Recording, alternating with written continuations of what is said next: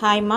நம்ம இப்போது உருளைக்கிழங்கு, கத்திரிக்காய், முருங்கைக்காய் போட்ட ஒரு காய் பெரட்டல் தான் நம்ம பார்க்க போகிறோம். அதுக்கு முன்னாடி நம்ம சேனலை சப்ஸ்கிரைப் பண்ணாதவங்க சப்ஸ்கிரைப் பண்ணிக்கோங்க. அப்படியே பெல் பட்டனையும் தட்டிக்கோங்க. இப்போ பாருங்கள், நம்ம ஒரு அருமையான ஒரு பொரியல் பண்ணியிருப்போம், வறுவல் பண்ணியிருப்போம். இது காய்கறி பெரட்டல். இது எப்படி செய்யலாங்கிறத பார்க்கலாம் வாங்க. இந்த வீடியோ பிடிச்சிருந்தால் எல்லாருக்கும் ஷேர் பண்ணுங்கள், நம்ம வீடியோவை லைக் பண்ணுங்கள். தொடர்ந்து நம்ம சேனலுக்கு சப்போர்ட் பண்ணுங்கள். வாங்க நம்ம வீடியோக்குள்ளே போகலாம். இப்போது நம்ம ஒரு கடாயில் ஒரு 4 ஸ்பூன் எண்ணெய் ஊற்றிக்கலாம். அது நல்லா காஞ்சதுக்கப்புறம் அதில் கடுகு போட்டு, கடுகு தாளித்ததும் கருவேப்பிலை சேர்த்துக்கலாம்.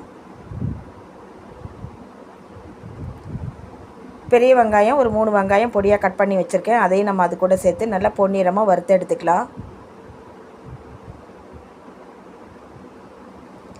ஃப்ளேமை ஸ்லோவில் வச்சு நம்ம நல்லா கோல்டன் ப்ரௌனில் நம்ம வதக்கிக்கலாங்க.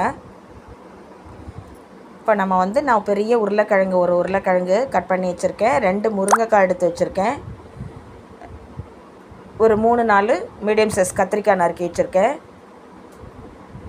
நம்ம இப்போது தக்காளி போட்டு வதக்கினதுக்கப்புறம் முருங்கைக்காயும் உருளைக்கிழங்கையும் போட்டு வேக வைக்க போகிறோம். அது அரை வேக்காடு வெந்ததுக்கப்புறம் தான் நம்ம கத்திரிக்காவை அது கூட நம்ம சேர்த்துக்க போகிறோம். இப்போ இதுக்கு தேவையான கல்லுப்பை நான் சேர்த்து மறுபடியும் நல்லா கோல்டன் ப்ரௌனுக்கு வதக்கிக்கிறேன். இப்போது 2 தக்காளி நான் எடுத்து கழுவி அழகாக கட் பண்ணி வச்சுருக்கேன். இப்போ நம்ம அதையும் அது கூட சேர்த்துக்கலாம்.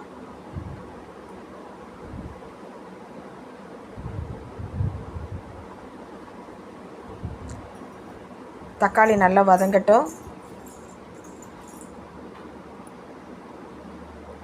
அது கூட நம்ம காய்க்கு தேவையான மஞ்சள் பொடி சேர்த்துருக்கோம்.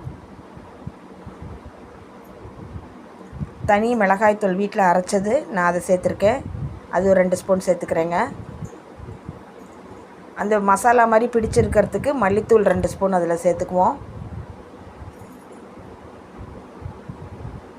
இப்போ நம்ம தோலை சீவிட்டு கட் பண்ணி வச்ச உருளைக்கிழங்கையும் முருங்கைக்காவையும் அது கூட சேர்த்து நல்லா பெரட்டி விட்டுக்கலாம்.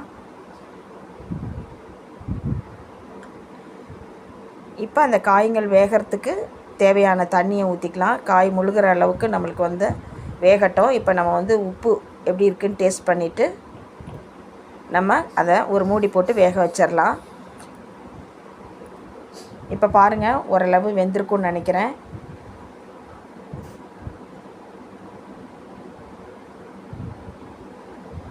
இப்போது அரை வேக்காடு வெந்துருச்சுங்க. இப்போது இந்த நேரத்தில் நம்ம நறுக்கி வச்சுருக்கிற கத்திரிக்காயையும் அது கூட சேர்த்துக்கலாங்க.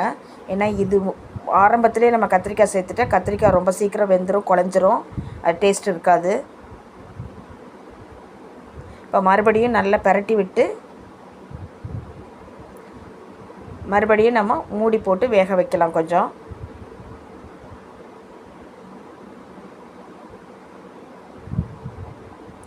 தண்ணி போருமான்னு பார்த்துக்கோங்க, இல்லாட்டி கொஞ்சமாக ஒரு 1/4 டம்ளர் அதில் சேர்த்துக்கோங்க.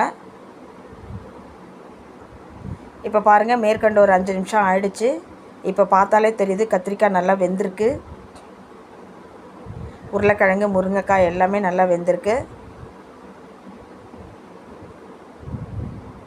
இந்த நேரத்தில் நான் ஒரு அரை மூடி தேங்காயில் ஒரு 2 ஸ்பூன் ஜீரகம் போட்டு ரொம்ப நைஸாக இல்லாமல் ஓரளவு அரைச்சி எடுத்து வச்சுருக்கேங்க.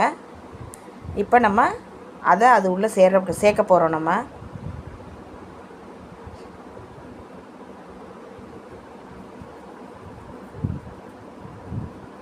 அதிக தண்ணி ஊற்றாமல் ஓரளவு அந்த மிக்ஸி ஜாரை லைட்டாக ஒரு 1/4 டம்ளர் தண்ணி ஊற்றி அலசி அதில் ஊற்றி கொஞ்சம் மறுபடியும் பெரட்டி விட்டு ஒரு நிமிஷம் மட்டும் மூடி வச்சு வேக வைக்கலாங்க. இப்போ பாருங்கள், சுவையானது நம்மளுக்கு அந்த காய் வந்திருக்கு. இதே மாதிரி செஞ்சு பாருங்கள்.